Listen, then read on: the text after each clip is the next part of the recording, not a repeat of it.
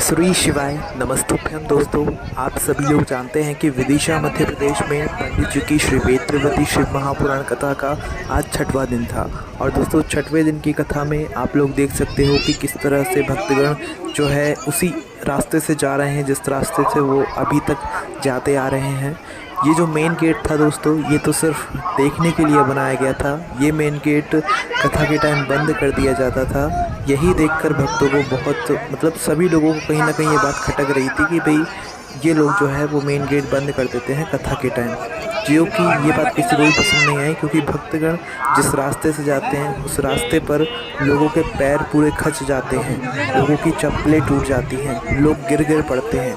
हमने खुद देखा है बहुत सारे लोग यहाँ पर गिरे हुए हैं जिनके कपड़े ख़राब हो चुके हैं नालियों में, क्योंकि वहाँ पर बहुत पानी भरा हुआ है। जिस रास्ते से आप भक्तगणों को जाते हुए देख रहे हो, इस रास्ते में पूरे में कीचड़ है, पूरे में पानी भरा हुआ है ना। और फिसलन भी बहुत हो रही है, तो कई सारे भक्तगण इसमें गिर भी रहे हैं, लोगों की चप्पल भी टूट रही है और भी बहुत कुछ हो रहा है। सामने देख लो, कहीं भी यहाँ पर पक्की ज़मीन नहीं है, ये पूरे मिट्टी वाला ही रास्ता है और इसी रास्ते से भक्तगण होते हुए आ रहे हैं, है ना। चलो, बाकी ये बात तो थी जो कि हमने आपको हर दिन बताई, पर इस पर कोई सुधार नहीं किया गया और भक्तगण ऐसे ही आए और ऐसे ही गए, है ना। तो भाई ये बात तो नहीं सुधारी गई। बाकी आज की कथा की जो भीड़ थी वो और दिनों से ज़्यादा थी, क्योंकि आप सभी लोग जानते हो कि भाई जो छठवें दिन की कथा है, छठवें दिन की कथा के बाद जो सातवें दिन की कथा होती है वो सुबह सुबह होती है, जिसके लिए भक्तगण पहले ही आ जाते हैं, एक दिन पहले आ जाते हैं। क्योंकि पंडित जी खुद कहते हैं कि भाई आप भले ही 6 दिन की कथा ना सुनो, पर सातवें दिन या आखिरी दिन की कथा अगर आप लोग सुन लेते हो तो भाई आपको इस पूरी कथा को सुनने का फल मिल जाता है। इसलिए आखिरी दिन की कथा को सुनने के लिए काफ़ी भक्तगण एक दिन पहले आ जाते हैं और कुछ भक्तगण कथा के कुछ समय पहले भी आते रहते हैं, ठीक है।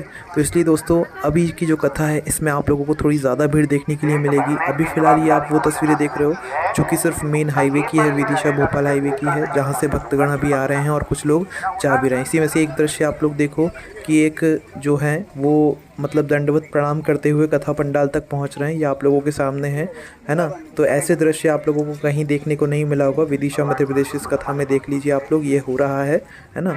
उसी तरीके से दोस्तों, भक्तगणों की संख्या आज बहुत ज़्यादा मात्रा में थी और आज बारिश भी बहुत हुई। सुबह से ही रुक रुक के बारिश हो रही थी, जिसकी वजह से कीचड़ भी वहाँ पर बहुत हुई, पर इन लोगों ने मेन गेट नहीं खोला, कीचड़ वाले रास्ते से ही भक्तगण होते हुए आए, है ना। अगर हम ये एक सवाल पूछते हैं कि अगर इन लोगों को वो मेन गेट नहीं खोलना था कथा के टाइम पर, तो ये भक्तगणों के लिए कोई ऐसा रास्ता बना देते जिससे कि भक्तगण प्रसन्न होकर उस रास्ते से कथा पंडाल तक पहुंच जाते, है ना।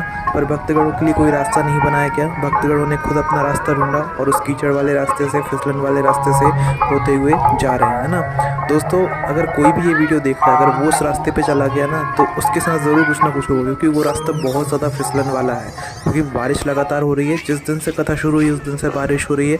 देखो, बारिश की बात अलग है, बारिश की बात तो बिल्कुल ही अलग है इससे, बस व्यवस्था की यहाँ पर बात आती है ना। तो भाई बारिश तो भगवान शिव जी की कृपा से हो रही है।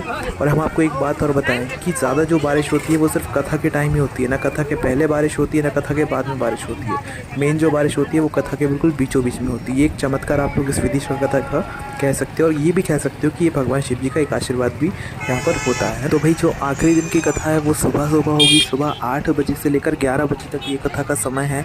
तो इसलिए जो लोग भी विदिशा मध्य प्रदेश की इस कथा में पहुंचने वाले हैं, तो भाई वो सुबह 8 बजे से पहले पहले पहुंच जाइएगा, ठीक है। और ये जो कथा है ये 11 बजे तक चलेगी, 11 बजे के बाद इस कथा का समापन हो जाएगा और विदिशा मध्य प्रदेश की इस कथा को पूरा यहाँ पर लोगों द्वारा कर दिया जाएगा, ठीक है। तो आप लोग इस कथा में ज़रूर पहुँचिएगा। आखिरी दिन की कथा सुनना बहुत महत्वपूर्ण है, भले ही आपने 6 दिन की ना सुनी हुई हो, पर आखिरी दिन की ज़रूर सुनिएगा। भले ही टीवी पर बैठ कर सुनो, मोबाइल पर बैठ कर सुनो, या विशेष रूप से कथा पंडाल में बैठ कर सुनो, आपके भगवान ज़रूर सुनेंगे। श्री शिवाय नमस्तुभ्यम।